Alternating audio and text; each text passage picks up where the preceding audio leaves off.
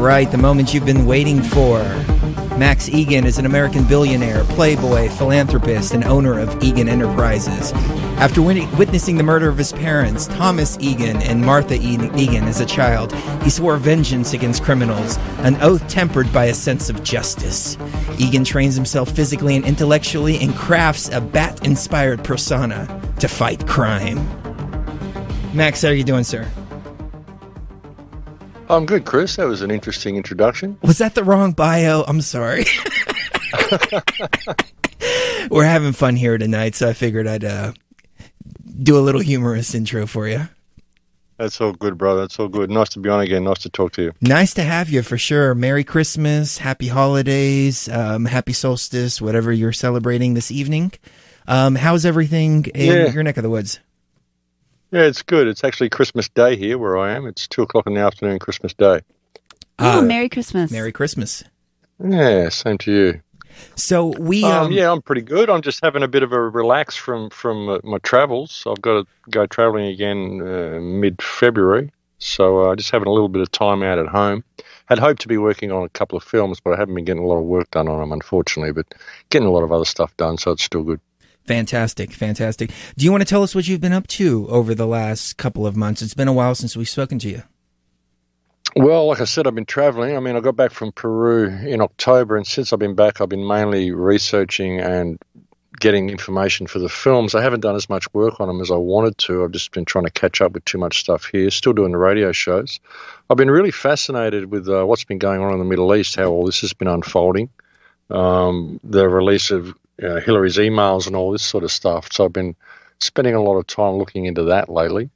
Pizzagate has been very interesting as well. So that's been sort of, you can actually tie all this in together, what's going on in the Middle East with this whole child trafficking thing. So it's been pretty amazing what's been unfolding actually in the last couple of months. It is really horrific. Now, we started working on a film, and then halfway into the film, we're about 60 minutes into it, we decided we're just going to lay it down. And the reason for this is because it's so dark and so hideous that the stench starts to get all over you, first and foremost. But second of all, people started asking me for interviews about Pizzagate. And I thought to myself, I don't think I want to do interviews or even talk about this subject matter after this film's released. So maybe we can get into the clues that we've put together here, the connections that we've made, and compare notes.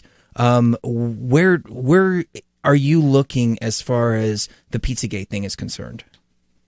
Well, look, we know this child trafficking ring is there. We know this pedophilia is going on all over the world. We've identified it to be happening in America, in England, in Europe, in Australia. I mean, virtually everywhere.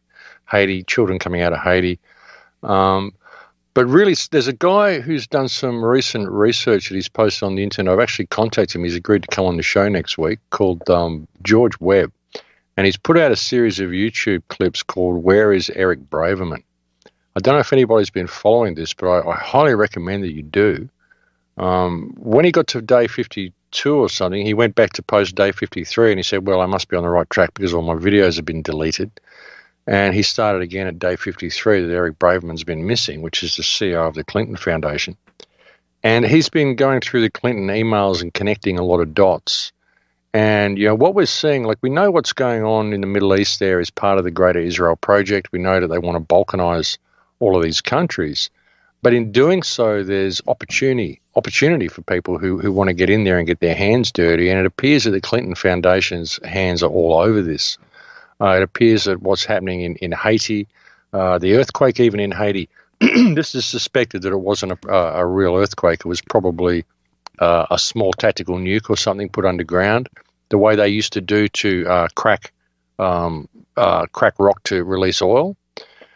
Where Haiti is, Haiti's on two tectonic plates, and if there's an earthquake in Haiti, it pretty well always generates a tsunami and a shockwave across the island. There was no shockwave across the island. There was no tsunami from that terrible earthquake in Haiti, and now Haiti has more oil reserves than Venezuela. So it would appear that was an underground nuke that was designed to release oil. Now, in this process, what appears to the Clinton Foundation has done is they've set up a gold mine in Haiti, which is producing no gold. It doesn't have to produce gold.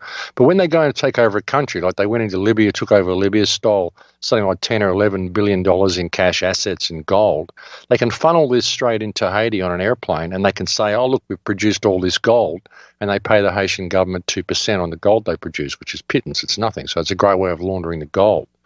But when you look at all Hillary Clinton's emails, you can see that they've set up this huge conglomeration where the Clinton Foundation is virtually a one-stop shop to go and overthrow a country and steal all of its resources, including the people.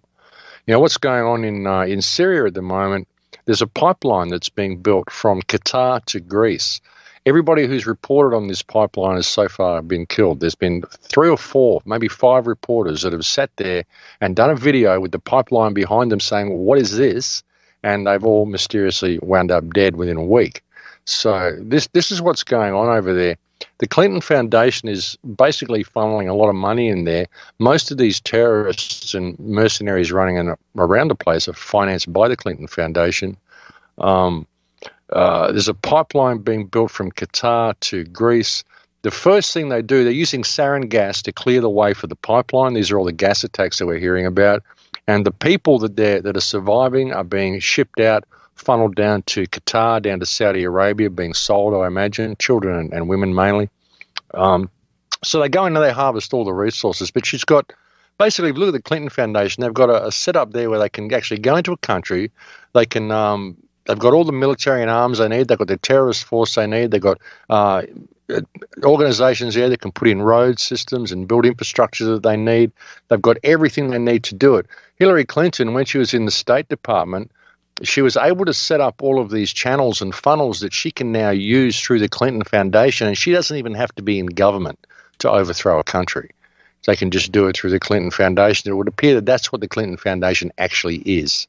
It's an organization which can go in and basically completely overthrow a country, steal all of its resources, including the people, and that's what's going on. And that is who is running the whole situation in the Middle East, and it's all come out in the Clinton emails. And the guy who's done the dot connecting, George Webb, has done an amazing job. I really recommend people go and look at this.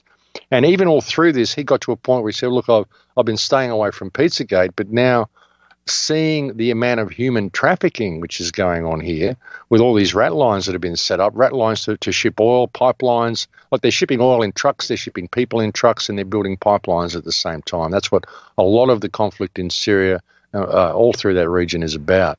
But he's done an amazing job of connecting the dots. And he said, well, he was wondering what was happening with all the people, and then he just can't turn away from Pizzagate because that appears to be what's happening to the people. They're all going into this massive child trafficking network and slavery network. There's also situations in Haiti where there's like there's a big factory that's been set up there, which is basically all producing slave labor and all sorts of stuff. And there's always near a military base or a mining company, there's a big seamstress shop set up there full of seamstresses, up to 1,000 seamstresses working there. And these are covers for brothels that are being run by the Clinton Foundation, because wherever you've got a military base or a mining operation, there's always a brothel nearby. And most of these are probably populated by impoverished people or slave labor as well. So all this has been uncovered through the Clinton emails if people are just willing to look at them and realize that this is not fake news. The Clinton Foundation is a huge criminal organization. Hillary Clinton is possibly one of the most evil women that has ever existed. Let me jump in for a moment and go back to Haiti, because there's a connection that we made. In part of the film, we talk about Epstein's connection. So that really solidifies the connection between the pedophilia and the Clintons. Of course, the Lolita Express, et cetera, et cetera. Then it goes into Haiti itself.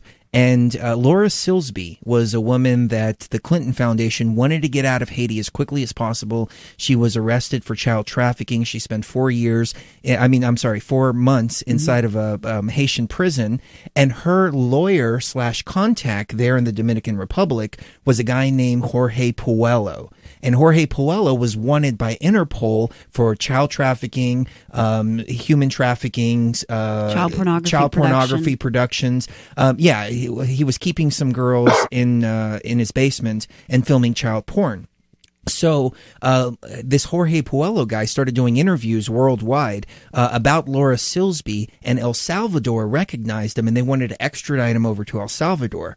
However, the U.S. State Department stepped in, and they pulled this guy out from El Salvador and brought him here to the United States and gave him something like 2.5 years. 3 years. Yeah. 3 years in prison for all of these crimes wanted by Interpol. So essentially, he didn't talk, because what we believe is that he was going to just spill the beans over in El Salvador, and they wanted to bring him over here as quickly as possible. But there's a good, solid connection to the Clintons, to pedophilia, to child trafficking, and protecting a child trafficker who was also being represented by somebody wanted by Interpol for child trafficking. I mean, this is undeniable, proven fact here. And then she goes on to become the chief financial officer of a company called AlertSense. Yes, and AlertSense heads the Amber Alert system. And we start finding all these connections to all these people in the International Center for Missing and Exploited Children that was created by Hillary Clinton, and all these other AlertSense, Amber Alert, all these people that are supposed to be protecting children are the ones that are trafficking them. Yeah, it's actually pretty horrible when you realize even Qatar. If you look into the connections between Qatar and artists in these emails that are mentioned several times in these emails, Qatar has spent $1 billion a year on artwork by Westerners that make the most horrific art. And this is Qatar. This is a Wahhabist government. What are they doing buying all this art? There's a pretty good connection there to maybe they're using this money to funnel to ISIS as well. I mean, the Islamic State, as well as human trafficking. I cut all the breaks until the 57-minute mark, because I could tell this is really going to get it in depth. So, Max, your thoughts? Well, yeah, look, there's all sorts of connections. There's all sorts of funds that have been set up. It's also very, very likely that Hillary Clinton sold the plans for the F-35 to China, and this is why the F-35 is really not going anywhere in America. But there's all these parts that China, you build a plane, you build a drone or whatever, you need all these parts for it. You need guns, you need cameras, you need all these extra bits. So they set up all these companies to sell the extra bits to them. This is how they launder the money, how they launder all this sort of stuff. See, when they went in and overthrew Gaddafi, there was something like $11 billion in cash and gold assets, or something like maybe $11 billion in cash and $10 billion in gold, or something like that. But there's also $265 billion or $256 billion in hidden assets in Swiss accounts and all sorts of stuff that Hillary Clinton basically considers to be hers. And so they're figuring out all sorts of ways to channel this money through all these different agencies and all these different funds, so it finds its way to the Clinton Foundation. But it goes so deep, it really does. And I mean, what are they buying all this artwork for? Where's the money going? If you look at it, the amount of emails that go back and forth. You see, when Hillary goes in there, she sets up all this stuff. She just, okay, we're going to need to buy a general. We're going to need to buy someone from NATO. We're going to need to buy someone to do the rubber stamps. We're going to need to buy all this. So we've got to cut these people in and cut these people in and cut these people in. And so rather than just pay them, you set up all these companies and you give them shares in these companies that make parts for the F-35 and make all these different things, and they get kickbacks from that. That's how you pay them without anyone knowing that you're actually paying them. And you look at it all, and it's all there. All the paper trails are there. And all the research that he's done, he hasn't speculated on anything. If he says, well, here's my idea of what they might be doing, he'll say that. But virtually 99% of what he's got in these presentations are direct links from Hillary's emails. And it's not even debatable. It's not even disputable. This is what's going on. So it's a huge, huge tangled web, but it definitely involves child trafficking and people trafficking, prostitution, basically the overthrowing of countries and the stealing of everything you possibly can, the oil from the ground, the people, the resources, everything you can. And that's what the Clinton Foundation is all about. We're at an opportunity here, like, it's really bad, the situation in Syria, but what can the US government do? I mean, the US government can't really back down and say, oh, sorry, we made a mistake. But what they could do with someone like Trump coming in, Trump has the possibility here to say, hey, look, there's a criminal enterprise which is infiltrated into this government, and the United States government is actually not responsible for what's going on in Syria. They were actually dragged into it by the Clinton Foundation, which is serving not only their own interests, but the interests of Greater Israel. And he has a chance to sort of, as he said, drain the swamp, hang these people out to dry, which is absolutely what they deserve. And that's the only way America's going to save face. If he does that, if he maintains the deal with Iran, if he rolls back Obama's health care but puts in some sort of free health care for everybody, like all Western countries have and should have, and he drains the swamp the way he says and exposes the actions of the Clinton Foundation, he could just go down as the greatest president that ever was, or he could just be a player. But he has an opportunity to do this, and really we're in a pretty unique position because there's no other politician, or there's no politician that could do that. But Donald Trump, if he sees this and this becomes public enough, even if he's a player or not, he may not have a choice. He may just have to pull the plug on all this, and hopefully he will. But it's a really, really interesting situation we're in, Chris. The revelations of Hillary Clinton's emails have been absolutely mind-boggling. They really have. There are so many connections, and it goes so deep, and the inner workings of the US political system are so incredibly corrupt that there's no way the US government could hope to function in any form of that would serve the people at all. It's just a criminal enterprise with a government that is virtually enslaved to the criminal enterprise that now lies behind it. Even if you went in there as a politician and wanted to do the good thing, you haven't got a hope in hell. Just not a chance. You just get assassinated.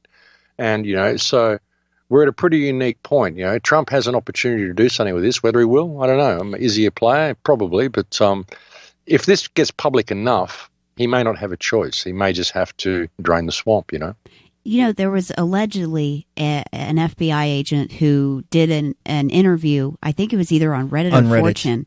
Yeah, no, 4chan. 4chan. Yeah, on 4chan. And he or she stayed there for like several hours answering these questions. And one of them says, why haven't you arrested Hillary? And why haven't you come forward with all the information yet? And she said, you don't understand. If we do this, if we come out and expose all of this, we're going to basically take down the entire government of the United States. There will be no government because there are so many people involved and so many people's hands are dirty here that if you've ever taken a bribe, if you've ever, slept with a hooker, if you've ever done anything bad, it's all going to come out now. And there will be no government because there won't be anybody left. Not only that, but in a situation like this, you don't know who's in the club. Mm-hmm. So you can be a lone FBI agent exposing all of this. You don't know if your partner's in on it. You don't know if your superior's in on it. And it's so deeply embedded that nobody would get very far. I mean, this really encompasses every facet of government. Exactly, and you can bet your bottom dollar that the media is totally in on it, because why isn't the media addressing any of this? Why are they saying it's going to take 5 years to release all this information from these emails? This guy's gone through it in 53 days or 60 days, and he's got all of this stuff. And this is child trafficking. This is slavery. This is the absolute rape and destruction of countries. You're going to wait 5 years before you release any information about this? How many kids are going to be killed and murdered and raped in that time? Even delaying this 1 day is obstruction. This needs to happen right now, but how are you going to get the information to the public when the media won't report it? Because the media, CNN is the Clinton News Network, These people need to grow a backbone and realize that the wheels are falling off the whole Clinton Foundation. The wheels are falling off the criminal cabal that has usurped control of the US government, and people need to come clean. They need to start becoming whistleblowers. They need, forget the legislation that says they're going to imprison whistleblowers. That's just stuff that's there to protect the pedophiles. You need to ignore that. If someone tells you can't speak, you need to speak twice as loud. It's as simple as that. People have got to start blowing the whistle, breaking ranks, and realizing that the wheels are falling off this system. And if they want to survive at all, they need to step into the light and start revealing the truth about this. But the media is the problem. That is the big issue, Even the average man on the street now thinks, fake news is a reality. They think Russia hacked Hillary's emails. They think Russia lost the election. It's a joke that anyone would actually buy into that. But that's the situation that you've got because that's what the media is feeding them. So, regardless of how much noise we make online and how much noise we make on the streets, until we can get it onto the television, into the mainstream, how are you going to shift the consciousness? That's the problem. And how are you ever going to get that public perception and that, because always it's a trial by media. With any case, it's a trial by media. It's a trial by public perception of what the truth is. And that's the media's job, is to give them the truth, but they don't. They just whip up a frenzy in whatever direction that they want. So that's the problem. So we need some really, really strong, outspoken voices. We need it done very publicly. Hopefully there'll be some politicians or someone who'll just drop a bomb on mainstream news one night and just say the truth, you know? Well, and, looking back through what you were talking about earlier, the thing about Trump, and maybe he'll do something to change things. I sure hope so. But if you look back at JFK, he wanted to limit the CIA's power. He winds up dead. You've got Ronald Reagan. Well, he also wanted to look into Israel's nuclear plant. Absolutely. That was the point that they assassinated him. Well, that happens all the time. But the thing is, neither of them had the internet. You know, Right. and there is a huge mass of public perception now that is agreeing with everything we're talking about here. There are millions of people around the world who know now how corrupt this system is. And, Trump is in a unique position because he's just a wild card. He's a businessman. He has no political career. He has no political background. He has no political history. So you don't know what he's going to do. All you can do is look at his associations. A lot of them don't look good. Admittedly, they don't look good. But he's in a position where he actually could make a change, and there isn't any other candidate that was running that is in a position to make that change work and still have America maintain face. So maybe he was put there just to do that. Who knows? But if you imagine another politician going in there and saying, well, hey, sorry, guys, I've been lying to you for years, but I want to expose the truth now, it's not going to go down real well. You have Donald Trump come in there and say, screw this shit, let's drain the swamp, people are going to buy it. It may work. And he's in a position to do that because anyone who's got any sense of brains at all is looking at this and looking at what these Clinton emails are revealing. And if they're any type of a player, even any type of a politician at all, that's starting to realize that, well, hang on, the table is turning, the tide is shifting. There's so much dirt on the Clintons that anybody who falls into line to support them is going to be blacklisted by the public mind straight away. You're going to be seen as corrupt straight away. And not only that, we actually have an opportunity to do something real here, to do something real. So he's in a unique position. It'd be a lot harder to get rid of Trump because of the internet and the amount of public opinion now, the amount of people that are expecting him to be taken out by the Clinton Foundation. So he may just be able to do something. Who knows? But I think it's incredible timing that this hack happened now, and the stuff that's being revealed from it. I think it's fantastic. How it's all tying together. You're absolutely right. The whole fake news meme that they're pushing right now, I've heard people who I never would have imagined falling for it, saying, oh, yeah, no, that Pizzagate stuff, oh, that's fake news. That's fake news. However, the majority of people out there, I don't think they're falling for it. I think what's happening is they're trying to save whatever audience they can, whatever minds that they still have. But, I mean, we're number 89 on the fake news list. I don't think that Truth Frequency listeners are going to see the fake news list and go, oh, my God, Truth Frequency is number 89. I better stop listening to Truth Frequency. Yeah. I think the opposite's actually happened. Yeah. We've noticed our traffic increasing as a result. Well, that's the thing. I mean, I think it's so lame. It's such a last-ditch attempt to maintain face. I mean, what else can we say? Oh, it's fake. It's fake. Everything that anybody says apart from us is fake. It's all fake. Just listen to us. I mean, really? Seriously? Is that what you're saying? Honestly? All those other news networks around the world, all the Iranian news, all the Russian news, all the stuff, all the private research, all the journalists, John Pilger, it's all fake news.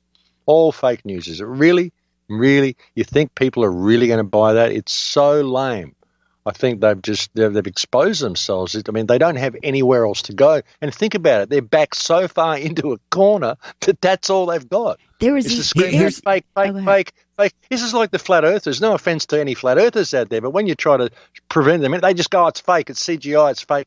They just close the argument. This is what the media's done. They've taken that same, they're just closing the argument by calling it fake. Anything that I disagree with is fake. The New York Times, there's a ton of headlines, how a Putin fan overseas push pro-Trump propaganda, fake news. As fake news spreads lies, more readers shrug at the truth. Inside a fake news sausage factory, this is all about income. They supposedly found some guy who was supposedly making all these fake news sites and making $30,000 a month, throwing these extravagant parties. I don't even think this person actually exists. No. It's some guy in Macedonia. But this article right here, reading fake news, Pakistani minister directs nuclear threat at Israel.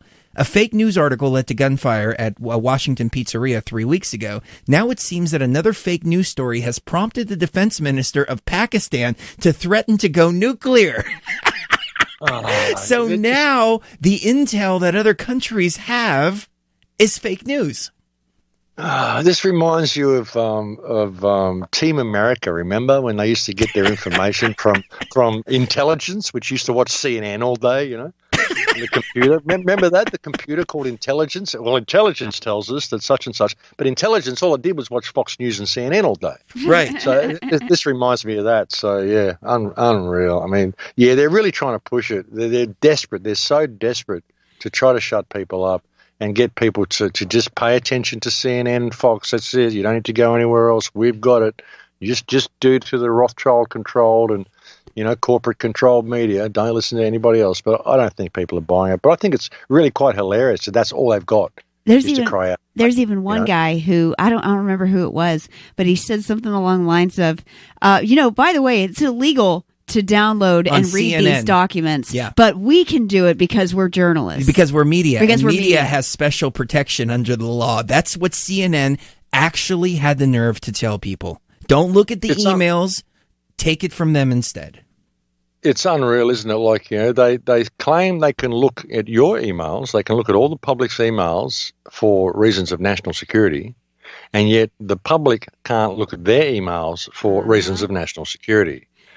What's going on here? And if their emails expose crime, then us announcing that crime is a threat to national security. And we've broken the law by reading their emails. Yet they're able to read all of our emails, and yet they're our employees that we employ to manage things for us responsibly. I think there's a problem here. I think that the legal system has been put in place to protect the criminals in government and to afford no remedy for the people when they uncover that criminality, and we need to stand up and call it, because this is ridiculous and it has to stop. Because the Hillary Clinton's emails, regardless of how you want to say they were hacked or it's illegal to read them or whatever, they reveal a criminal empire which is so huge, and a psychopathic bitch which has the blood of millions of people on their hands. And if calling that out is a crime, then call me a criminal, because I will not stand by and say nothing in the face of this unbridled corruption that has taken control of our governments. We've got to stand up and call it. And if we don't, who's going to? So I don't care what they say about downloading and reading Hillary Clinton's emails. I think everybody should do it, and I think they should publish them and post them as much as possible. I think they should all call the government and say, when is this woman going to be arrested? Because she needs to be arrested right now.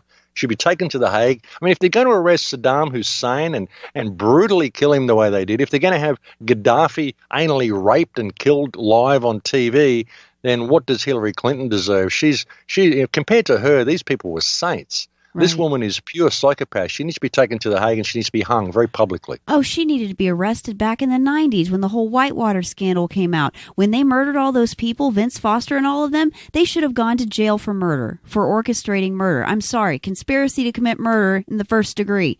They should have been in jail. Instead, we let them go. And now, because we let them go, millions are dead. Millions of people are now dead, including Gaddafi, who was actually a pretty good leader of Libya. Here I have a clip. Also interesting is, remember, it's illegal to possess these stolen documents. It's different for the media. So everything you learn about this, you're learning from us. You should see his face when he says this. It's almost as if something's going off and he's going, hey, wait a minute, is the teleprompter messed up? Because this doesn't make any sense what I'm saying right now.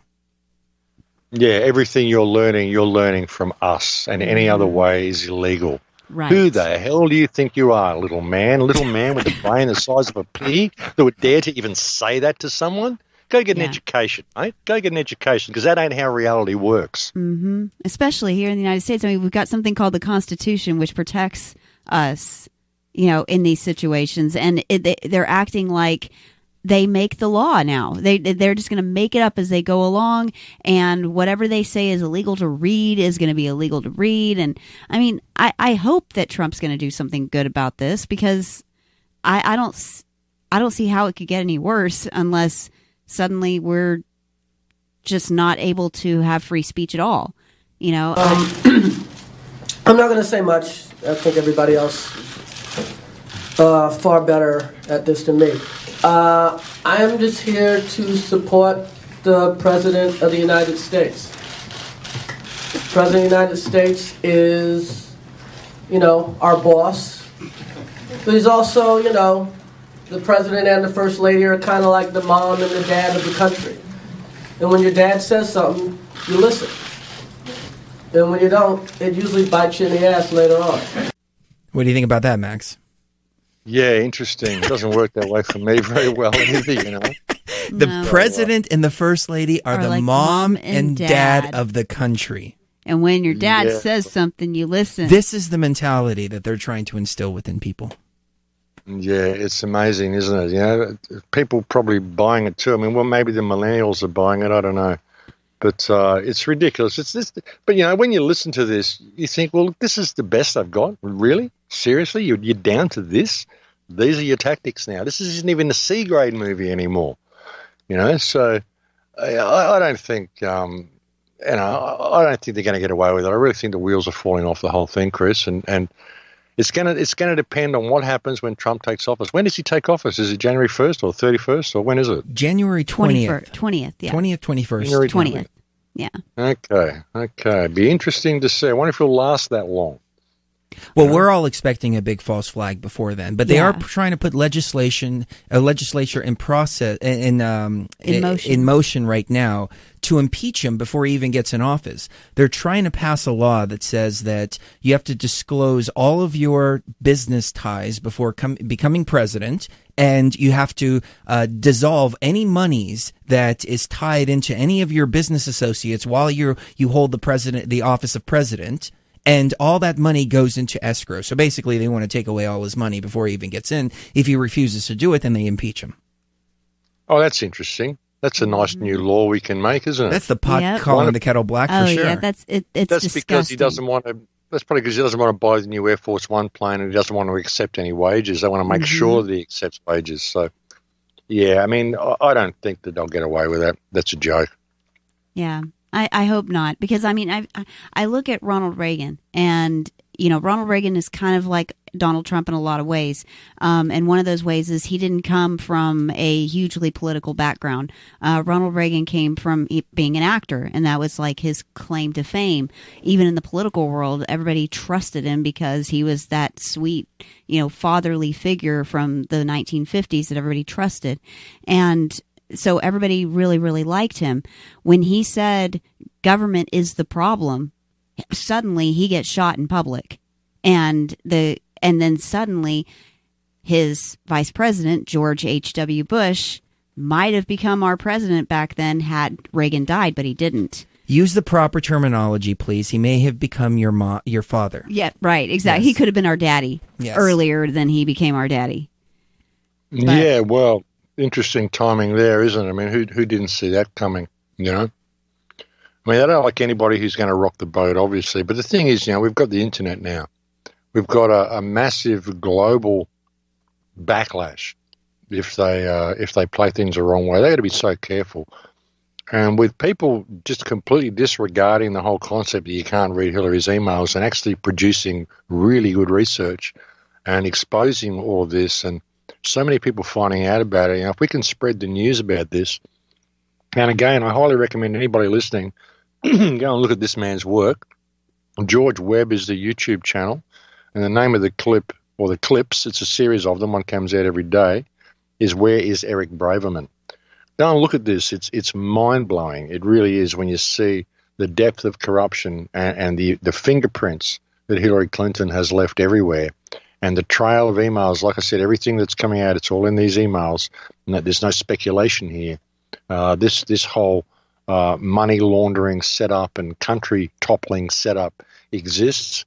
And when you look between the lines, you can see where the human trafficking is going on as well. And the pipeline. No one's talking about the pipeline that's being built from Qatar to Greece. And if this is such a war zone through the Middle East there, how is this pipeline even being built? And all the sarin gas, all the missiles that were stolen. So they had to go into Syria. They had to steal all of Gaddafi's weapons to arm ISIS. So they stole a whole bunch of Stinger missiles and stuff from Gaddafi and sent them over into Syria to arm ISIS. So it's all there in the emails. You can see it all. So we need to spread this information. We need to expose this criminal cabal that exists within the US government. And even if Trump isn't going to do the right thing, we need to force him to. We need to make this so public that he doesn't have a choice than to drain the swamp, you know. And honestly, like I said, that's the only candidate that could do it and have America actually maintain face. Otherwise, the entire country would be the laughingstock of the world. But Trump could really come in as like, you know, the new Superman if he does this right. So if we make it public enough, he won't have a choice, you know. Well, Max, let me give you a little bit of our research. We've tied a lot of this to Belgium. And this Belgium seems to be the focal point of the entire child trafficking, or not focal point, nexus. Headquarters. Nexus. That's a good word for it. Yeah. The International Center for Missing and Exploited Children, founded in 1998 by Hillary Clinton. There's several board members that included people from Citibank, Freddie Mac, for-profit prison companies like the Corrections Corporation of America. They were involved in the Kids for Cash scandal, which were taking kids and putting them in prison and giving kickbacks to all the judges in order to fill up their prisons. A guy who sat on the board, his name is Daniel Cardon de Lichtbuer, and he started a organization called Child Focus, which was a Western European Center for Missing and Exploited Children. Anonymous dumped a big report saying that Lichtbuer owned a castle where children were being taken and tortured for people's amusement, just basically entertainment and things like that. And so this Lichtbuer guy, he led us over to Marc Dutroux, because Marc Dutroux, one of the victims of one of Dutrox's victims' fathers went to Lichtbuer, and they started an organization because of the. I'm looking through the notes here. Do you remember, Sheree, off the top of your head? Lejeune is the name. Jean-Denis Lejeune. Yes. His daughter was one of Dutrox's victims. Right.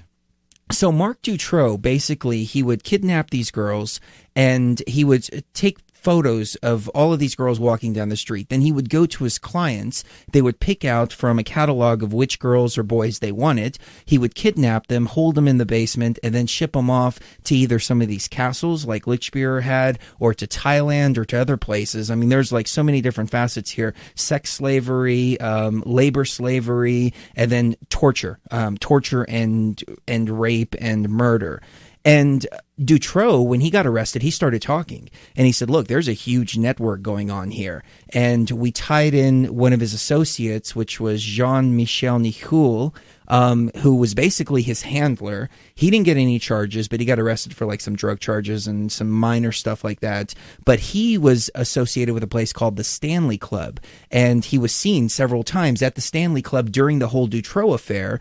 And at the Stanley Club, all of these politicians are named. I mean, we've got whistleblowers coming out and naming everybody, including the president. Do you remember the president's name? I don't remember that one, but I do remember Joris Demmink was one of the main players in that. And Joris Demmink was also involved in some of the child sex trafficking going on in the Netherlands as well.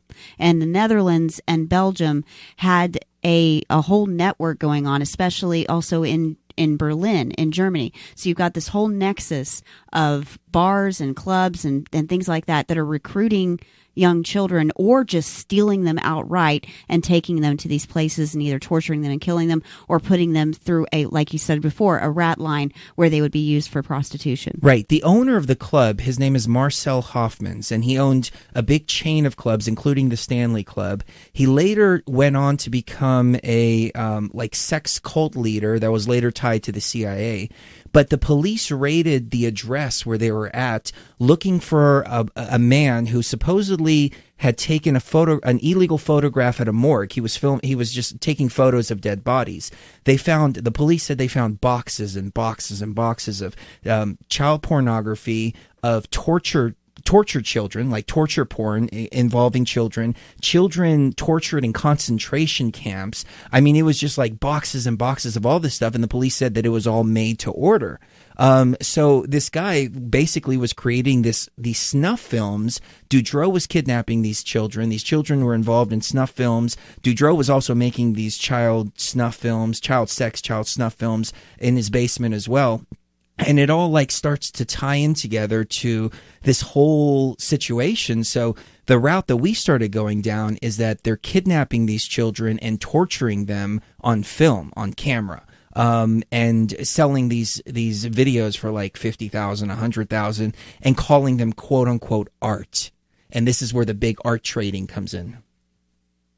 Yeah, well, that would not surprise me at all. Like, this goes so deep, and it's so all-pervasive, and there are so many children involved.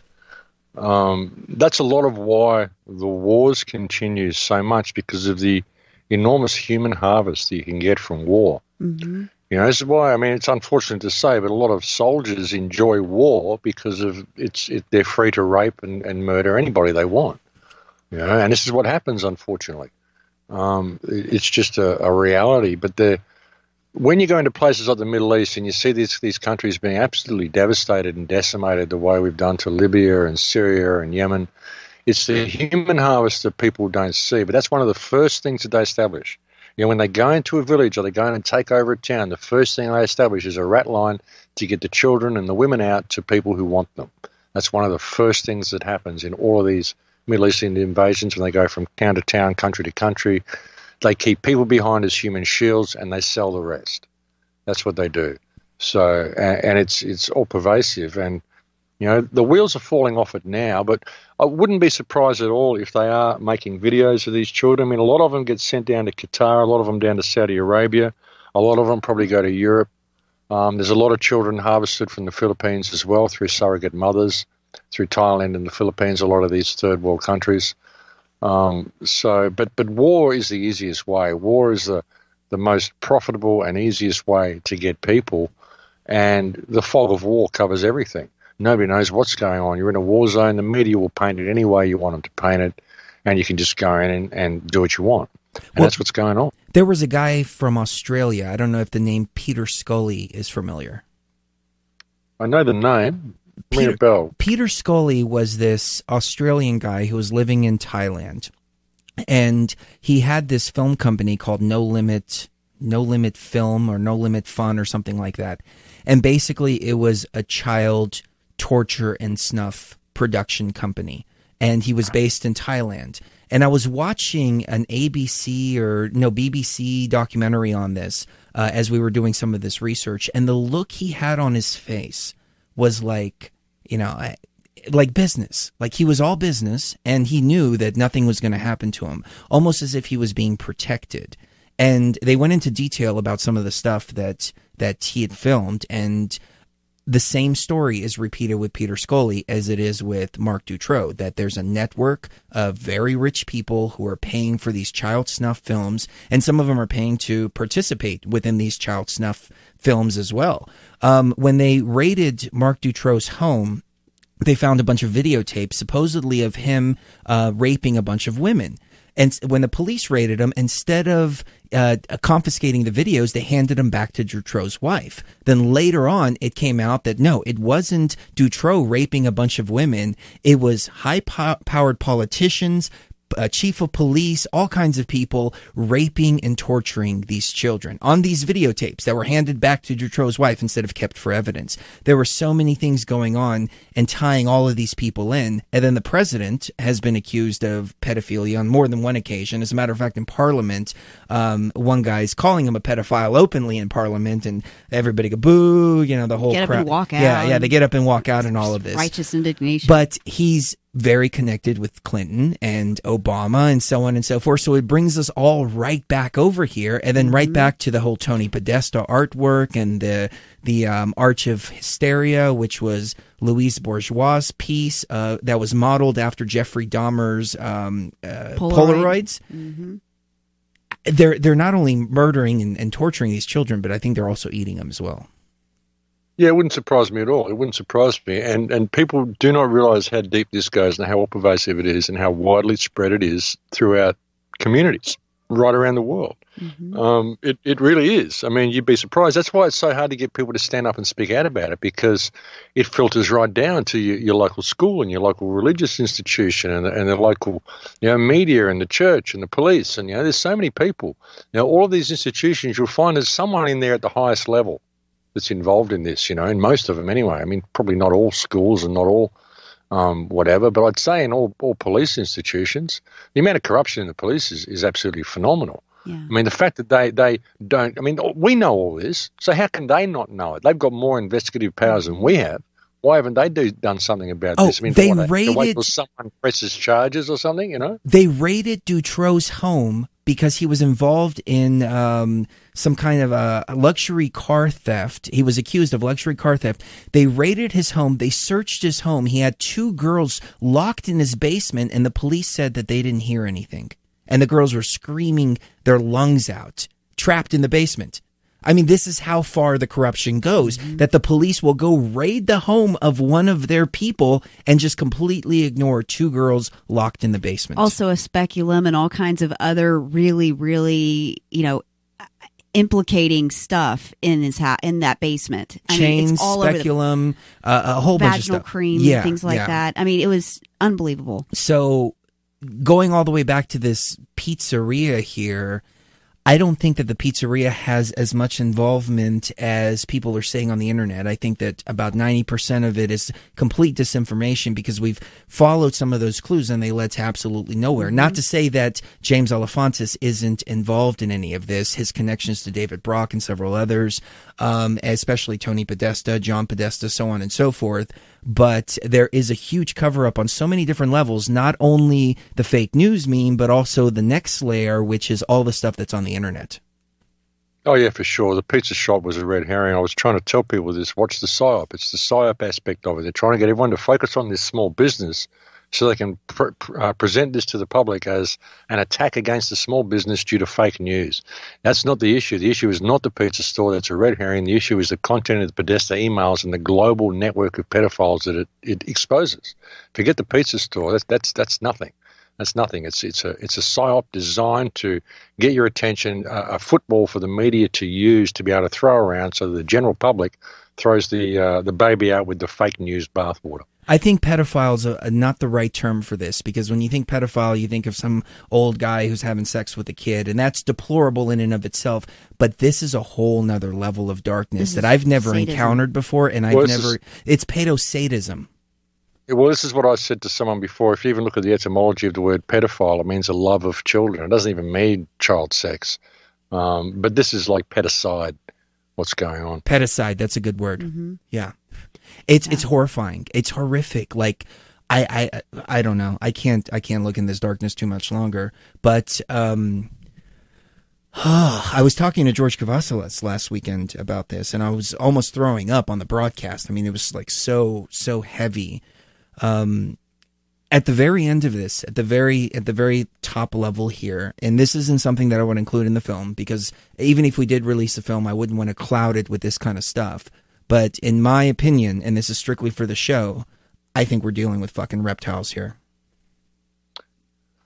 Well, like something that I've explained to people recently is the concept of how energy works and what the different types of bliss, the difference between white bliss and black bliss, if you will, whatever, light bliss and dark bliss. When you're in the moment of absolute love and joy or the birth of a child or whatever, your nirvana, ayahuasca, whatever you do to get to that point, whatever you need to get to that point of nirvana, that bliss that you can get to, there is the other side of that, which is the dark bliss. And the psychopaths, when they're there tearing a child apart and raping it, they're in that bliss. They're in that dark bliss. To them, this is bliss. And that's what we're dealing with. It's understanding that there is a dark shadow world that exists behind this world that is farming the people of this race. I mean, the earth is being farmed. The human race is being farmed and harvested. That's what's going on. And the people that do it are in this dark bliss. I mean, you can call it satanic, you can call it whatever you want, you can say they're reptiles or whatever, it doesn't matter. It's irrelevant. What matters is that we acknowledge that this is happening and we stand up and deal with it. Like I said, the way magic works, I did a show last week. I did a show called How Magic Works, explaining that, the real magic, the real law is natural law, which is known and spoken, but the dark law, the spells, this is Black's law. That's why they call the book Black's Law. They wrap it up in these spells, and we suddenly believe in the written word. If we didn't believe in the written word, why would we be doing all this? Why would we believe these laws constrain us? Why would we believe that we can't look at Hillary's emails and expose this crime? What, because someone wrote down that we can't? Why do we believe in this rubbish? This isn't law. This is someone's idea of how to control you, and they call it law. It's not law at all. It's rubbish. It's a spell. It's magic. You don't have to do any of it. You know, the world's run by criminals who are farming a whole bunch of this species and a whole bunch of the earth. They're farming the human race. We are being farmed. And we need to acknowledge that, and we need to stand up and call it. If we don't, if we're not prepared to, then we're never going to get anywhere, you know. And we need to step into our moral compass in all that we do, you know, start doing the right thing. You know, it doesn't matter if someone says you can't call out evil, call it out anyway because it's the right thing to do. So what if they kill you for it? Your conscience is clear. I won't stop doing it. I won't take a backward step to these people. If they tell me to shut up, I'm going to speak twice as loud. They'll have to kill me. They can martyr me if they want. I don't care. I will not take a backward step to these people, and I will not stay quiet in the face of this incredible evil which is really taken over this world. This world is run by really, really dark, black energy, and we need to realize that that's what's going on and address it. And it is shocking to look at. It is. It blackens the soul. It darkens the soul. It makes you feel toxic and dirty, like you need to go and have a bath and a shower. Oh, it was like I jumped in a dumpster. Mm-hmm. It makes you feel dirty, physically dirty to look at it. Yeah, but we have to. We have to look at it. We have to expose it, because if we don't, it's going to continue. Max, let's do the top of the hour break, and then if you can stick with us for the next hour, cool. If not, stick with us at least a little bit longer. Nathan Frazier is slated to come on in the third hour, but we're really getting in depth here, so I want to continue the conversation. I want to tell you about a recent revelation that we had just the other night on how this ritual actually works. Get your take on it. We'll be right back. All right, third hour. Again, we're going to do it commercial free. This is probably one of the best shows we've done in a long, long, long time, and it's funny because we pulled it together literally at 6:55. I ran upstairs. I said, you know what? I'm going to do a show. Please join me. Sheree did. And then we asked Max. Max came on, and here we are disclosing all of the information that we have been researching so painstakingly over the last few months. People have written and said, hey, why are you running so many rebroadcasts? It's because we've been down in this energy, and Max is right. I described this in a video that I put out.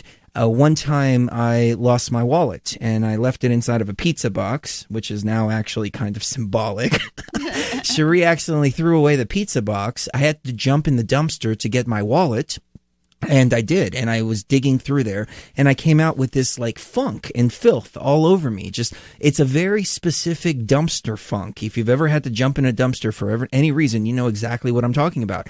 Well, this is the type of stench, and this is the type of energetic signature that is left when you're really digging deep into this type of information. It's horrid. It's disgusting.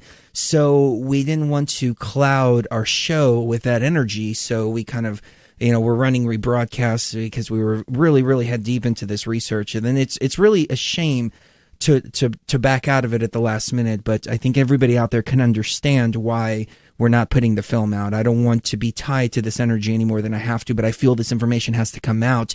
This is the perfect time to do it tonight on this platform here.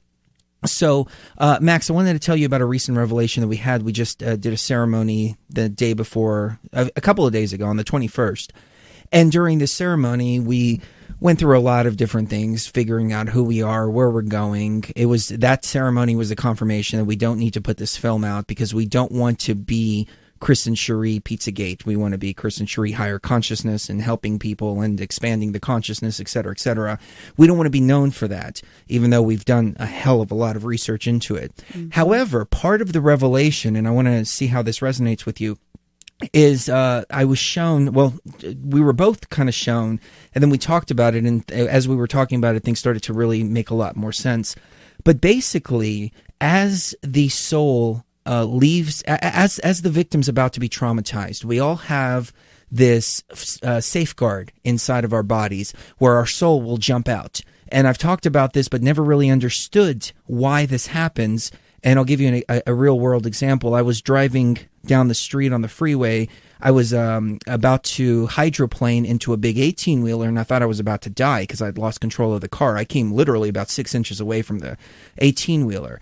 And I remember it from a third person perspective. And now in hindsight, I understand that situations like that is because the soul had already jumped out of the body, preparing for this trauma, preparing for this crash. And I was outside already, so I wouldn't feel it. So what happens is right before this child is about to be tortured, they make the soul hover above the body because the soul jumps out.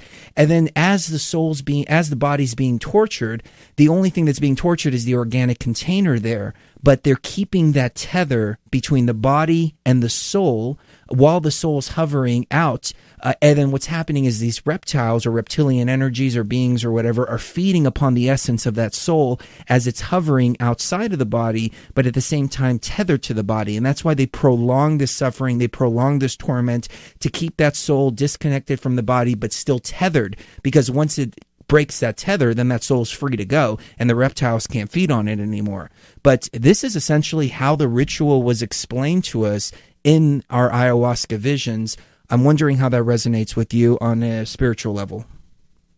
It actually makes a lot of sense. Whether it's reptilians, whether it's archons, or whatever it is that controls this dark energy, it does make a lot of sense that would happen. It also explains a lot of the paintings that have come to light surrounding Pizzagate as well. The paintings of that woman, Rita Pratt. Yeah, that shows the souls hovering above the children. Yes. That actually makes a lot of sense, yeah. So, I mean, there's like so many different levels to this, and it's horrific. Like, I don't even know what to do anymore. I asked, and the answer was, you have to shine the light in the darkness. Mm-hmm. It's not your job to extinguish the darkness. It's your job to shine the light in the darkness, because once you shine the light, others can see what's going on in the darkness. And then as a humanity, things change. But it's not up to you as an individual to make the change. It's up to you to shine the light. Right. Exactly. That's why it's no good, voting people in or voting people out or joining a movement or anything like that. You've got to get active on the ground in your own community, form little action groups, and shine the light. Shine the light as much as you can. Lead by example in what you do. Nothing we do is going to change until we change our moral compass and do the right thing in all that we do. And the right thing to do is to shine the light on all of this stuff. That's how we change the world. If we were to suddenly shift our moral compass and do what is right in all that we do and withdraw all support from this system, then we'll get some change. We'll get some solace for the human condition. But until we do that, nothing's going to work. There's no action plan anyone can make. There's no, like I said, there's no one we can vote in. There's no group we can form. There's no action we can mount. We can't march down the street and protest and all this sort of stuff. It just ends up in violence against each other, screaming hatred at each other. This isn't being in your moral compass. Simply stop complying with the system. Pull all support from the system. If you're out there working in government, quit your job. Even if you're a secretary pushing a pencil, quit your job. If you're in the military, quit your job. If you're in the police, quit your job. Stop following orders. Stop supporting anything which is causing harm, injury, or death. And stop doing anything which causes you to step outside your moral compass. If someone's written a law which causes you to step outside your moral compass, then realize that is not law, it's poison. It's black law. It's not natural law. Until we're prepared to do this, nothing's going to change, Chris. But we have to shine the light in order to do it, because once you shine the light, people, you have no choice. I mean, once you know this is going on, what are you going to do? Stay silent about it? Just pretend it isn't happening? You can't do that. You can't know the truth and do nothing about it, because then you become part of the problem. You realize that you've always been part of the problem. You just didn't realize that because you're asleep. But once you wake up, you can't continue to be part of the problem. You can't, There was a quote that I put on the show last week about I traded in a pack of lies for a pack of truth, and I didn't know which one was heavier, which one was the more unbearable to carry around. But it's a ridiculous question, because once you pick up your truth, you can never go back and pick up your suitcase full of lies, and that is the truth of the matter. So we have to shine the light, but we have to shift our moral compass, and if we do that, the whole world changes around us. And I've been saying this since 2008, Chris. I've been saying, we don't have to do anything except change ourselves. We don't have to build a new system. We don't have to do anything. All we've got to do is change ourselves and change the way we interact with people, and the world has to change around us. If we start doing the right thing in all that we do, start operating in natural law, always obeying our moral compass, then there is no place for evil in the world. It's our tolerance of it, our willingness to look the other way. And when we look at all these pedophile things, we see all this news and information, we call it a scandal, oh dear, it's a scandal. Prince Andrew, oh, it's a scandal. Jimmy Savile involved with the royal family, it's a scandal. It's not a scandal, it's a crime. If you did it, if you went out in there and raped a child, they call it a crime, they put you in jail, and it's like you convince you to go work for them. But, when they do it, it's a scandal, and we all forget about it, and then we continue to love the royal family. It's the Stockholm Syndrome. It's ridiculous. Right. These people are pedophiles and criminals, and if we've got any conscience and any morals at all, then we will stand up and call this out and shine the light in these dark places, because that's the only way we're going to bring healing to it.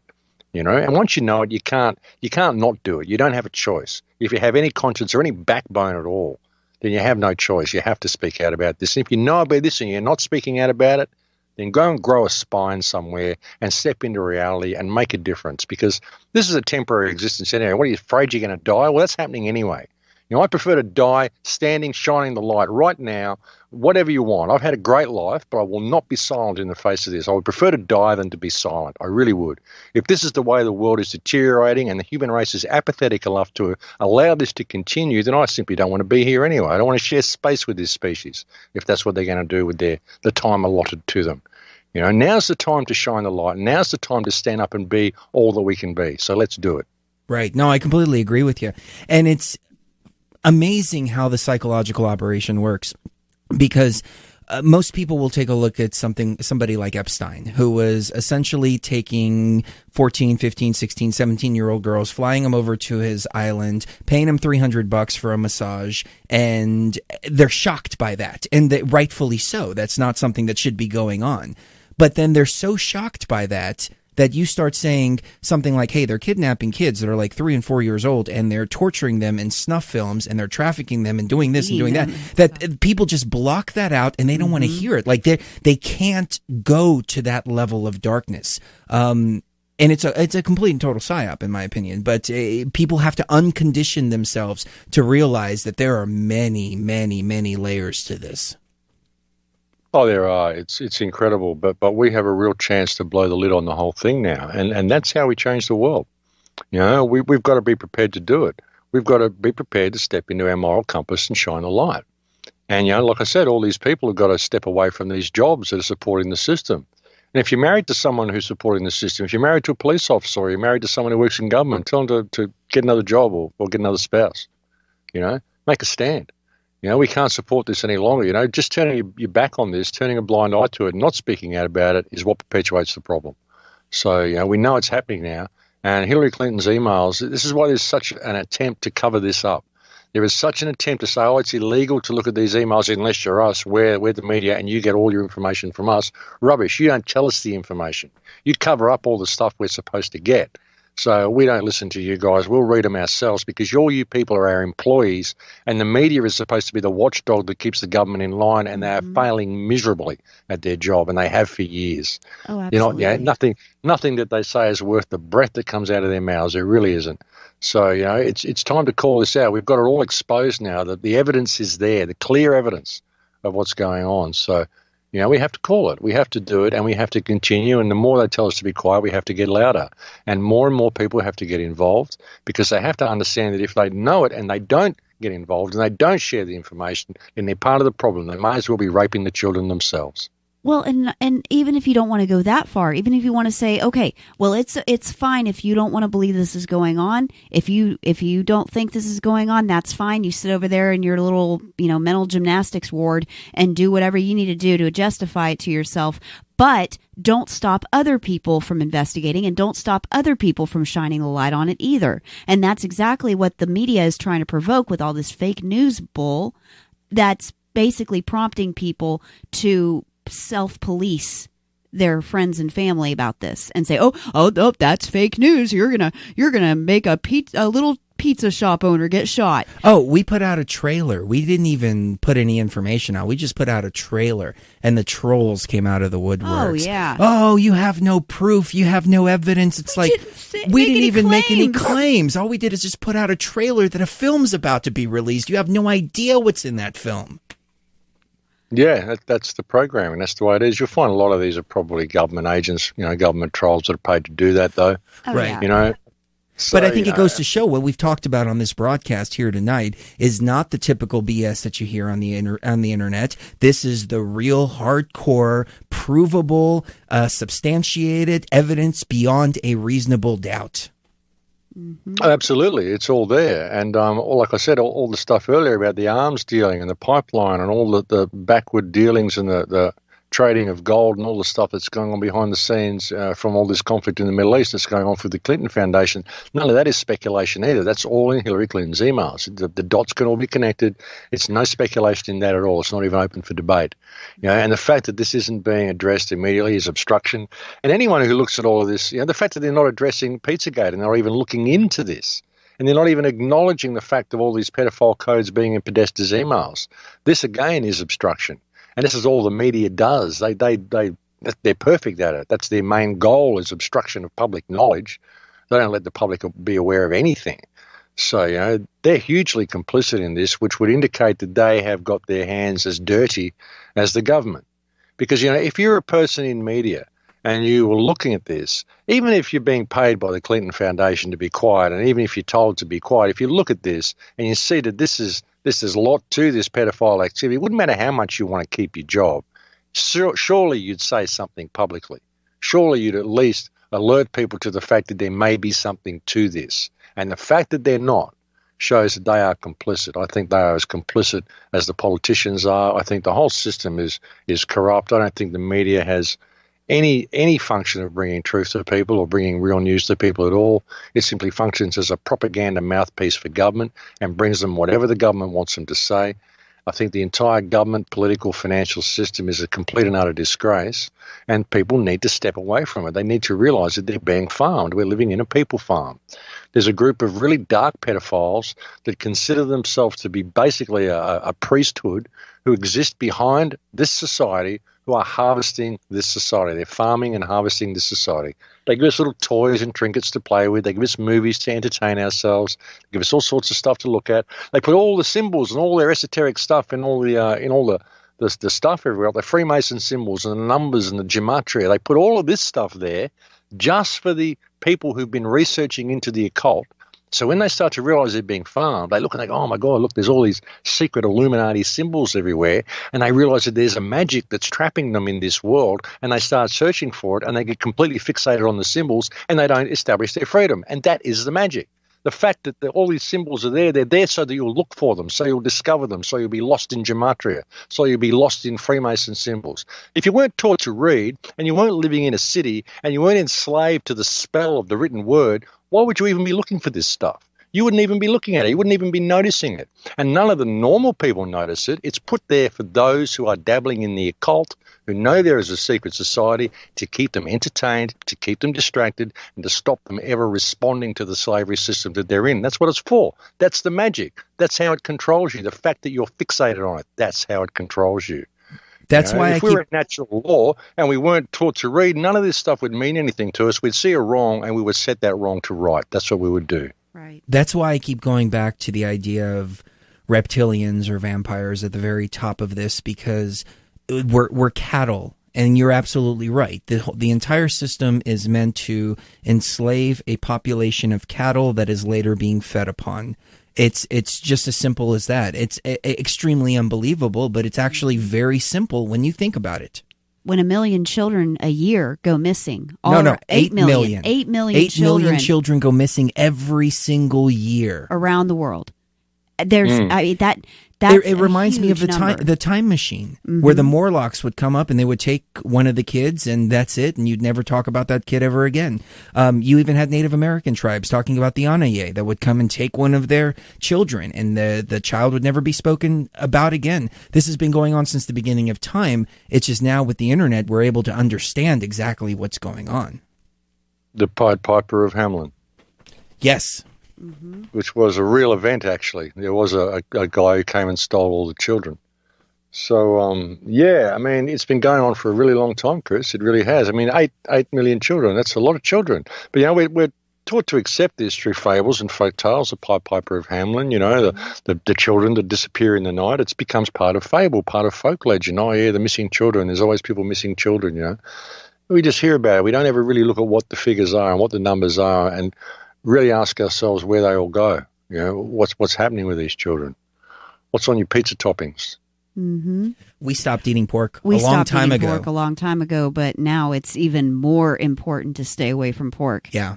Because In some lines of research regarding Pizzagate, they're feeding the kids to the pigs, the bodies to the pigs, and so the pigs have human DNA within them. I would go so far as to say that they're actually grinding these kids up, the bodies of these kids, and putting them into processed meats. There was a guy named Rabbi Finkelstein, and because of the name Rabbi Finkelstein, I never took the interview seriously because I thought it was satire. But I did some research on this guy Finkelstein, and he's an actual rabbi, and he was doing an interview talking about how stupid the Goyim are and how they would grind up the Goyim's kids and feed them right back to them, and we would sit there and buy them at McDonald's and Burger King and whatnot. Now, all of a sudden, I'm taking that a lot more seriously than I did 6 years ago when I first heard it. Yeah, but of course you can't go and get any of it tested. It costs you thousands of dollars to have it all tested, any of the meats tested or anything. So, yeah, I don't eat any of those products. I wonder what's going on. But yeah, I mean, a popular way of getting rid of bodies always has been feeding them to pigs. You know, never do a deal with a pig farmer. Yep. So, Well, Well, Podesta was a meet a pig. guy on a Podesta was a pig pig farmer. farm to discuss things. You know. Yep. Right. Podesta was a pig farmer when he was younger. Yeah. And he enjoyed the slaughtering process, and even kept. I think he there was a story where he kept the head of a pig in his bed for one night, and he like stared at it. And I don't know what the deal is with that, but we also know that James Alefantis is connected to a pig farm as well. And Yeah, well, a drew a pig map will, of a sty of pigs will eat a human body in a couple of minutes. You know. mm-hmm, So. They'll eat everything but the teeth and the hair, right, even the bones, everything, all gone. Like so, yeah, it's a popular way of disposing of bodies. I think it's a Getting into some gruesome dumping ground. stuff today, Chris. This is a very enlightening, uplifting show, isn't it? I didn't expect this at Yeah, all, me either. especially on Christmas. But yeah, it's Christmas. you know what, though, Max? It's great Enjoy to your Christmas pork, folks. Enjoy your Christmas ham. Your Christmas ham. it's great to get this information flowing Out. because we've been Yeah. sitting on this for so long, and we've been debating: do we put this film out or do we talk about it? We'll just talk about it, disclose it, and then that's it. They have People to be can done do with it. whatever they Yes. want after that. Yeah. The thing is, with the Pizzagate information and the whole global pedophile ring that's being uncovered, and with what's going on within the Middle East, with the expose of the Clinton emails, how this is now tying into it, it'd be very difficult to make a film on Pizzagate at the moment because the investigation is still ongoing and there's new information coming to light every day. Every day. Very true. So, let me point something out that Very somebody difficult to. Somebody said in the Very- chat room, Max, listen to this. James in the chat room, he said David Cameron has been connected to the pigs. That wouldn't support. Do you remember that? Was it a pig or was it a sheep? Or No. It was a No, it pig. was a pig. He was supposedly Oh, yeah, he screwing a was. pig as a college initiation. Oh. But It was now, a dead pig's head. You had to have sex with the head of a dead pig. right now, that brings a whole nother element Yeah, to it does.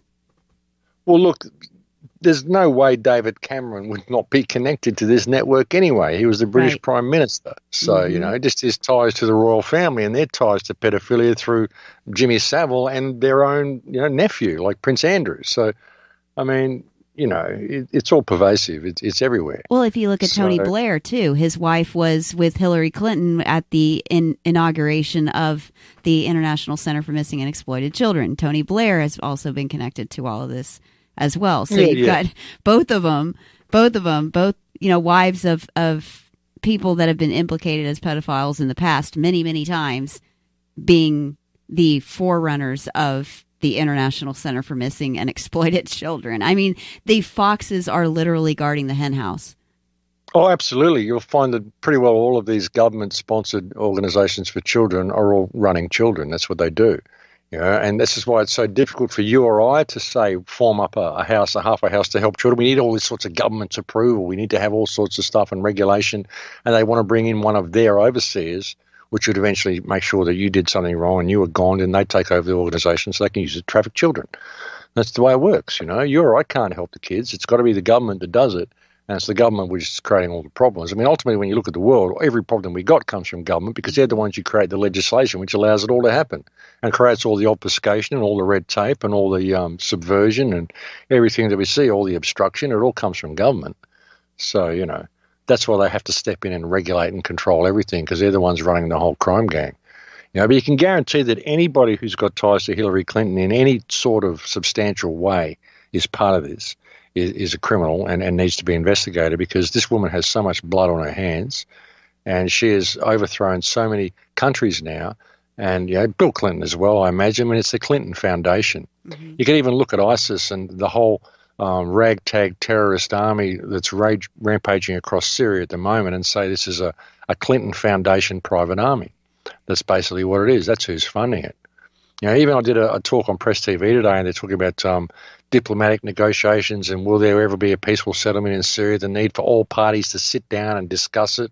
And I said, well, that's all very well, but you're going to find that some of the parties that sit down are mercenaries, and they're being paid to just keep the war going and to destabilise the place as much as they can. So it doesn't matter what sort of agreement you come up with. If these guys are paid enough money, they're going to do what they're told to do because that's what they're there for. You know, I don't think there'll ever be any diplomatic situation until people realise that there are rogue elements that exist within the US government. It isn't even the US government in itself which is responsible. Because when you look at it, you look how Hillary Clinton has set up all these systems of funneling weapons and funneling arms and all the stuff she's got set up, all these channels she set up when she was Secretary of State. Now the president comes in there. There's all these wars going on. She doesn't even have to be part of government to go and overthrow a country and start a war there. She's got all the connections. She's got generals at her disposal. She's got NATO at her disposal. Through all these arms deals and all these people she's cut in, they can just go in and create this instability. Then the president's got to deal with it and pretend that it's what he's doing to try to save face to the people. And how can he say, oh, well, look, it's this crime gang? How can he do it without America imploding? It's like you said, if they would expose this criminality, the whole government would implode. You wouldn't have a country.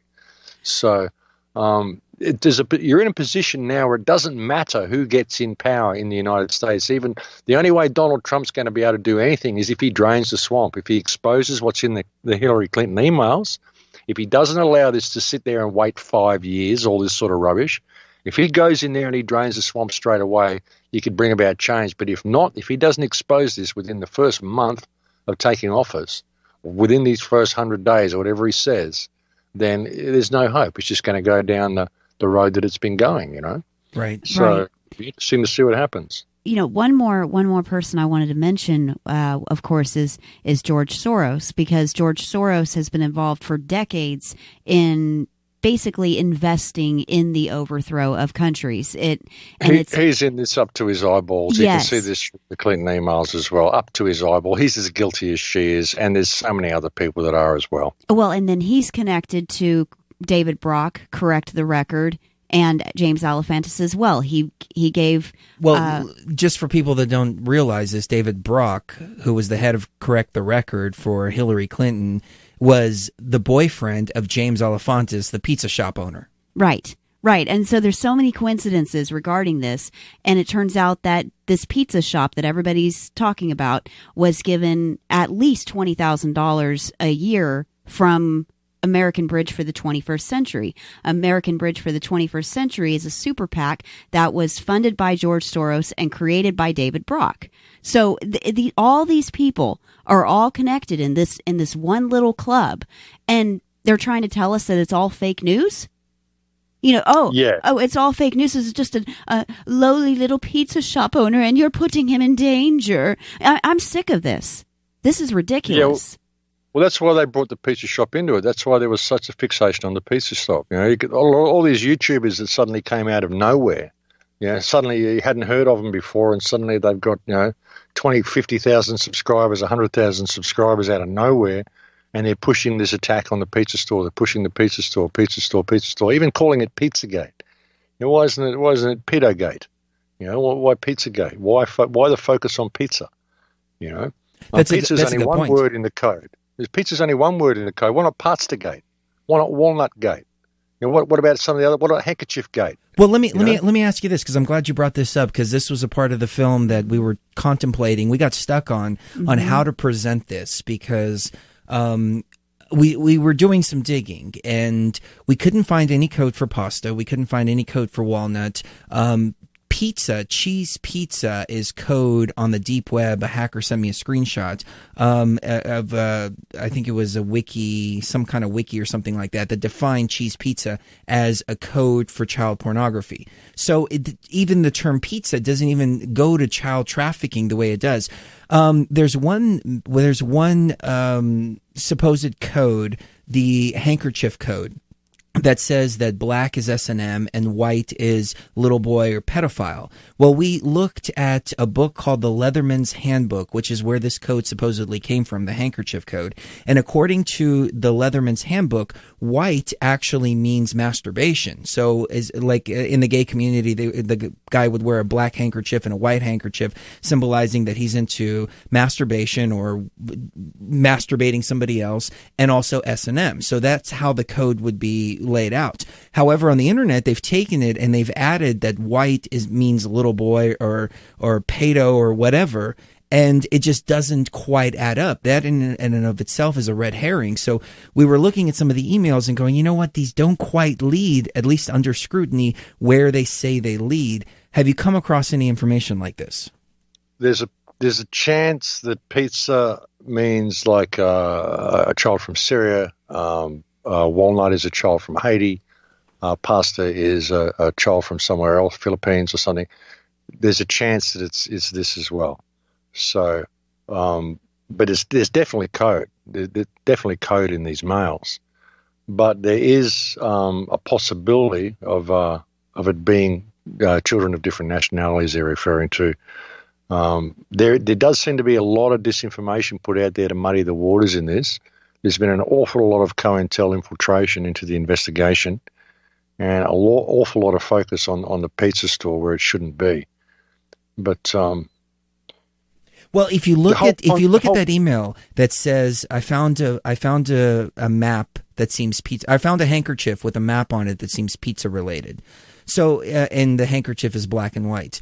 If you look at it from the context of the Leatherman's Handbook, which is black for S&M and white for masturbation, suddenly the meaning changes. They found a handkerchief possibly with blood and semen on it instead of little boy and S&M. Now, when you look at Rhea Pratt's paintings, you realize that underneath the victim, there always seems to be a handkerchief in several of her paintings, not just one. So it's more than just a coincidence. There's always a handkerchief or some kind of cloth underneath the victim as the victim is being sexually abused. I'm speculating that perhaps they're using this kind of quote-unquote handkerchief with blood and semen or juices, sexual juices of these children that are being sexually tortured, and using them in a spirit cooking type of ritual. What do you think about that? Oh, for sure. Oh, for sure, absolutely. That's what it's for. That's what they're doing with them. They save them to use in their rituals for whatever it is they do.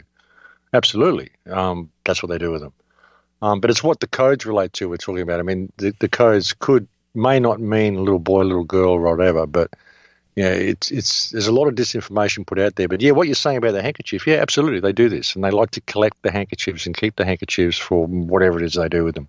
When I was watching the spirit cooking video, I realized that the spirit cooking is the dark, as you said earlier, the dark part of the dark side, where the ayahuasca would be the light side. Ayahuasca is made from a plant. It's life, energy. And when I was watching her pour that blood into the container, I realized it was just like pouring ayahuasca from a jar into a cup or whatever. And she's using blood instead of ayahuasca. Why the hell would you use blood in a dark way to get to a spiritual place where you have these tools like ayahuasca and everything else? I don't understand that. A lot of the way we're controlled is through our sexuality, control of our sexuality. What is in the spirit cooking is a mixture of blood and semen and breast milk, apparently. Right. Mm-hmm. So when you put all that together, and the whole thing about cut deep into the middle finger, eat the pain. This is all highly sexual. Pain and sex have always been synonymous, and through control of our sexuality is how they've really managed to control the human species, which is what even promotes this type of pedophilia and is able to draw people in by suppressing people's sexuality and then feeding them pornography and all this sort of stuff. You awaken all these deep urges and frustrations and all sorts of stuff, you know.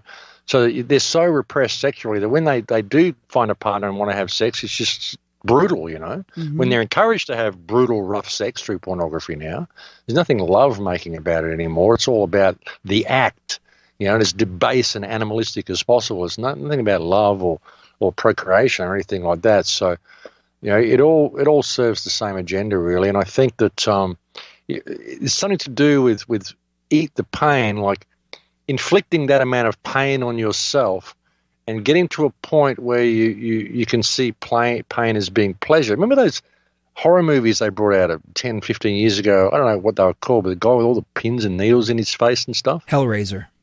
Yeah, that sort of stuff, how that was promoting the concept into the public mind that pain is good. Pain is sexual pleasure if you look at it in the right way.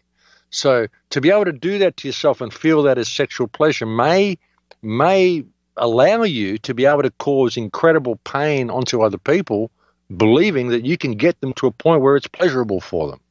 You know, I don't know how their minds work, but maybe it's something to do with that. I don't know. But it's definitely to do with mixing sexuality and pain together. And I would say that's why the breast milk and the semen is in there. You know, the breast milk to symbolize the feminine and life, right. The semen to symbolize masculinism and life, and possibly even masturbation, all sorts of weird dark stuff. I mean, what's it doing there and not in the body? I mean, I don't know. Mixed with blood. I mean, you know, it's all pretty dark. But I mean, I don't know how they work, but it's just throwing it out there. You know? Well, the public display of spirit cooking, I don't know if you came across this video, but this was something else we were including in the film. They bring out a cake, and they put it on a coffin beer, which a beer is like this thing where 4 people will bring out a body with a shroud over it. And this body looks very, very, very real. And they lay it down, and the entire crowd is just salivating. And it's a cake, and they're chopping it up, and each person gets gets a piece of the body. Now, what's chilling, I mean, even more so, is that when they're leaving the knives inside of the body after the cake has been served, first of all, they start with the legs, we've heard Hannibal Lecter, and several other quote unquote cannibals say, you know, you started with the legs and et cetera, et cetera. And you hear it eating the legs in the story. I'm getting a little bit sick talking about this, but anyways, they leave the knives inside of the chest in a very, very horrific way, and it's this whole display for the crowd. Now, Marina Abramovich, she said, when the ritual's performed in an art gallery, then it's merely art. But when it's performed in private, then it's an intimate spiritual ceremony. So if this is the type of stuff that they're displaying in public, what the hell is happening in private? Well, you've got to look at that as well. That meeting that you're talking about, where there was a whole bunch of people there in a gallery, that wasn't really public. I mean, they were all there in their little white outfits, like the way the Beatles had on in their album. Remember the Beatle album? They were all dressed in white. Yeah. And they all had the little baby parts all over them. Interesting. Mm-hmm. But they were all dressed in the same sort of thing. So, I mean, was that a public thing, or was that a private thing? No, it was a public thing. That was a public thing. Yeah. The one that was private was the one that she was contacting Tony Podesta about. Hey, are you going? There's 2 videos. One where she's in a room and she's writing on the wall, cut deeply on the finger, and then there's a whole nother one that's a public exhibition of spirit cooking where they actually eat the body. Yeah, and Deborah Harry gets up and sings or whatever. Right. And I've seen that one. Yeah, well, you know, this, of course, is a representation of cannibalism and murder. Of course, what else can it possibly be? Oh, yeah. Interestingly enough, I hate to interrupt you, but going back to Louise Bourgeois, who made the painting about the sculpture of the Arch of Hysteria, later on in her life, she basically, throughout her entire life, gave hints that she was abused as a child, that she had a very traumatic childhood, and that as a result of that traumatic childhood, that is what comes out in a lot of her work. And some of her work toward the end of her life was a lot more telling as to what was in her psyche, and one of it was called Cells. And it was these little rooms that she constructed that had pieces of like dead bodies inside of them, and lots of mirrors and things of that nature. And what's interesting is when she performed these exhibitions, she had everybody dress in none other than long white coats with red lettering on them. Well, one of her other exhibits is the most chilling, and we also got stuck at this point and trying to figure out how we're going to put all this together because it's so unbelievable. There was a guy named Cheese Bay, and Cheese Bay was selling faulty hard drives on eBay for $900 to $1,500 a pop. And then a hacker gave me some information, and I wasn't able to reproduce it, so that's why I was still questioning the information. But he said if you open up one of the photos, the Podesta photos, you can find encrypted code in there. And what he speculated, and I speculated too, because I speculated on the red rooms first, and then he said, look, this is how you find the encrypted code which leads people to the red rooms, is you open up these pictures and you can find them within the pictures themselves. But basically a red room is a place where they'll murder people on camera. And you go to the deep web or other parts. I found out during this investigation that there's actually these wide area networks that are outside of the internet and even outside of the deep web. So there's an internet that's outside of the dark internet that's outside of the dark internet itself, a completely private network. And so he theorized that these encrypted passes go to these red room viewing areas. And Tony Podesta was talking about how he has this room inside of his on his property that's 5 meters by 10 meters wide or something like that. 5 by 8, where he can project quote unquote very complex video pieces on all 4 walls, which to me sounded like code for he's got a freaking red room with several different angles, and you can have a 360-degree view of the torture that's taking place. Well, going back to Louise Bourgeois, one of her exhibits, it's called The Red Room. And when you look at the Red Room, this is where you see it's a room that has torture devices in there. It's got drills. It's got all kinds of stuff. All the stuff that you would imagine in a red room to be is all right there. And there's a little pillow on it that says, I love you in French. It's the most horrific, chilling thing imaginable. But that's basically the end of the film, at least the end of our research and where we wound up. But it's all connecting. It's so connected, but so unbelievable at the same time. Yeah, well, that's the thing, That's the thing, and it is all connected. And, yeah, I mean, it wouldn't even surprise me when people that are downloading these images, some of Podesta's images, will they later be caught for having images that contain embedded codes which lead to child pornography? Is that a setup as well? So you've got to look at where all this can go with all the sorts of laws they're bringing in. Well, it's okay because we're media and we're protected. Love your work, brother. I think we're protected anyway because we're on the side of right. We're on the side of truth. And honestly, I don't care what they say or do anyway. So, but yeah, I mean, it wouldn't surprise me if that's what is in a lot of these pictures, and that's what can be found. And it wouldn't surprise me at all if that's how they pass the images around and pass the links around just through normal everyday pictures with embedded codes in them. Makes sense. It's horrific. We have about 10 minutes left, Max. I want to say this is probably the best show that we've done in a long time. So thank you very much for joining us like this last minute. Is there anything regarding Pizzagate that we haven't touched upon, or should we switch it over to a positive note? Yeah, it probably would be good to change it to something more positive. On a positive note, I'm speaking in Acapulco in February, if anybody is in Mexico in February. I think I'm speaking at the Free Your Mind conference as well in April in Philadelphia. And I'm also doing a bunch of workshops in Hawaii in March. I'll be in Hawaii pretty well for all of March doing combo workshops. So if anyone is in Hawaii or would like to come over, that would be interesting as well. Tom Jones in the chat room was asking if you'll ever be in Canada. Canada, look, I was in Canada last year at Toronto Airport for a while. I went and visited a friend, but That's about it. I haven't done any talks in Canada, but if anybody wants to book me one, I'd be happy to do one this year or next year. But I think that next year, I think 2017 is probably going to be the last year that I go traveling for a while, because it's been taking it out of me. It really has.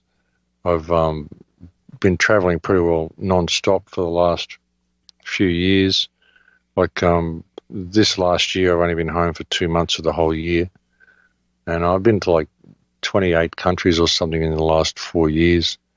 And I'm getting old, and it's just kind of taking it out of me. I came home, I got violently ill, like viciously sick, when I got back here to Australia from traveling. Oh, man. And it's just, it's really taking it out of me. So I think I'm going to go and do this stint, but then I'll probably stay home for a while. So if you're out there anywhere and you do hear of me speaking, do come along, because it'll probably be your last chance to get to see me for a while. But when I leave here in February, I've got to go to Iran. Ooh. I'm speaking at a conference in Iran, which is a delegation of 400 delegates from around the world. And it's all discussing the possibility and the need for a Palestinian intifada, and whether that would be a viable thing, and what to do about the situation in Palestine. And then I go from Iran to Mexico, and then I go from Mexico to Hawaii, then I go from Hawaii to Philadelphia. I'm hoping to maybe do a talk in New York and one in LA, and then I've got one in Ohio around about the 5th of March, and then I'm going to the UK for AV8 with Ian Crane around about the middle of March, or middle of May. The 5th of May, I'm doing the talk in Ohio as well. Then after that I leave, I go to AV8 in England at Horwood House, and then I'll probably go to Spain for a month. Then I've got to go and do a talk in Lebanon at the Palestinian University in Lebanon. And then I will probably go back to Spain and wait, because I've got another talk, I think, in Copenhagen in September. And then I'll finally get back to Peru, which is where I wanted to go originally in February. So, but it's going to take me that long to get to Peru. I'm basically on tour until September this year, or next year. And then I'll get a little bit of time off, and then I'll probably come back to Australia either February or June 2018. And probably stay home for a while, I think, from there. Fantastic. Sounds like you've got a busy year planned. To our energetic guides out there, I hope that this constitutes shining the light in the darkness, and I hope that we don't have to explore this very horrific topic any longer. Yes, but if we have to, then we will. If we're called to do it again, then we will. Well, we got to shine the light in the darkness. Yeah, it is a big year, Sheree, planned. I mean, I haven't actually planned it, though. Other people have planned it for me, so that's the way it goes. But we do have to continue on this, but realize that that's what it's for. I mean, we've been given a choice, and our choice to ignore this is what is allowing it to continue. We can't ignore it. It is happening. It is real. It's not fake news. All these wars are unnecessary. All the stuff that's going on is unnecessary. The entire human situation at the moment is completely and utterly unnecessary. Now, if we do make enough noise about it, and we do shine the light in a positive enough way, then we may force Donald Trump to actually take action on this. He may not have a choice, because the world has had enough. I mean, really, we've had enough. We're being farmed, and it's time we called it. We've got to really pay attention to this, and we've got to do something about it. No one's going to come and save us until we're even prepared to save ourselves. And even for those who believe in Christ, he wouldn't stand a day if he came back now. He would survive on this earth. He'd be crucified by half the truth movement. Oh, of course. Mm-hmm. So, and even if you believe in Christ, well, it says that he's going to come back and lead the people once they unite against evil. So we got to unite, folks. Even if you're a Christian, hey, we got to unite first. So let's do it. Let's address this evil. Doesn't matter what your religion is. Doesn't matter what your faith is. Doesn't matter what your nationality is. There are children being harvested and taken and brutalized right now, being loaded onto containers right now, being raped by dogs right now, having all this terrible stuff happen right now, because we're just not doing anything about it. And when our politicians obstruct our path to justice, we just allow them to do it. So, 5 years, okay, no worries, 5 years. No, it's not okay. That guy he should be charged with obstruction, because we don't want to let this go on one more day. but it's up to us to call it, Let me get your can do take it. We have the before ability we to run do it. out of time. One more thought.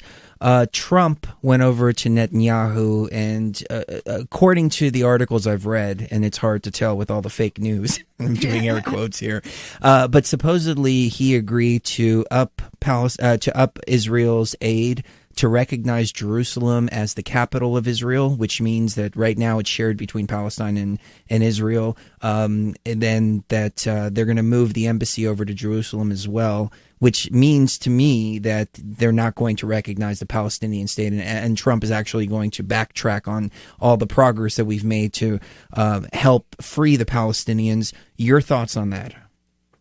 If he does that, then it's all over. I mean, that'll be the clincher. I mean, he did say, I think, that he wasn't going to do that. He did say he was going to do that to start with, but then I think he reneged on it. But I mean, if he does move the embassy to Jerusalem and recognize that as the capital of Israel, then yeah, it's a blow to Palestine, and it means he's a barefaced liar who was elected under false pretenses, like every president that came before him. You're absolutely right. So, Max, thank you very much for your time this evening. Get some rest for sure. Yeah. Can you share with us in the last couple of minutes any recent ayahuasca experience, revelation, anything to end it on a positive note? I actually haven't drank for a long time, Chris. I haven't drank since September 2015, I think. It's been about 18 months since I had my last drink. I've had a few opportunities, but I just haven't. So I've been serving Kumbo a lot. I've been serving myself a lot of frappe. I've developed a pretty good relationship with frappe, which I find very helpful to ground me and help me focus. But I haven't been doing any types of anything really mind altering or exploring that side at all. Sorry, but I mean, I've been making my own way and progressing things in my own way, and I'll be back in Peru soon. So I'm sure I'll partake when I get back there. Excellent. 2016 didn't seem like the year to drink. I think the last time I drank was September 2015 as well. And then we drank just a couple of nights ago, which we broke that long cycle of not drinking.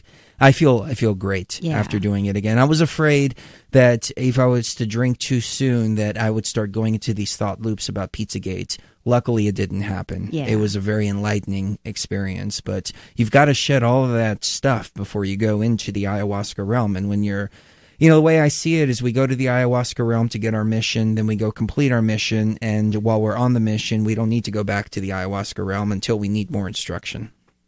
Yeah, there is if you're interested in participating in the Kumbo workshops as well, I think the name of the website is earthsong.org or earthsong.com, or it could be earthsonghawaii.org, earthsonghawaii.com. I'm not sure, one of those two. But I should have the link here so I can tell you, but I just don't have it offhand, unfortunately. But it's interesting because Earth Song is the name of one of the films I'm working on, and it's also the name of the retreat in Hawaii that I'll be staying at. So I thought that was quite coincidental. But yeah, if you are interested in coming over for some Kumbo or just coming and catching up and having a chat or a one-on-one in general, just look for that site. I'll have links to it on the Crow House anyway once I get over there. Okay, that fantastic. sounds great, yeah. I've never done that. That's the venom, the frog venom that they poke venom, you with. Yeah. That's amazingly healing stuff, Chris. It really is. I probably need to do that. Yeah. It just seems pretty horrific. Yeah, for the 5 minutes that it's completely taken over your body and purging it out. It's horrendous, and it's longer than 5 minutes. It's usually 20 minutes up to 40 minutes. But it's horrendous. It's the most horrible experience you'll ever go through. The moment it starts coming on, you'll start thinking, oh, my God, why did I do this? I wish I had not done this. You've given me too much. I'm going to die. This is horrible. And then you'll be vomiting, you'll be swollen, and you'll feel like you're going to die, and you'll start to look like a frog. Oh, you're really winning winning our hearts over here. And then the next day, you'll be going, oh, my God, when can I do it again? Because that's how much healing you get from it. It totally centers you, it refocuses you, it grounds you, it cleanses you. They give it to hunters the night before they go hunting so they can sense their prey before they can see them. They give it to warriors before they go into battle so they've got clarity and focus and lightning reflexes. It's incredible. The focus and the clarity you get from Kumbo is absolutely incredible.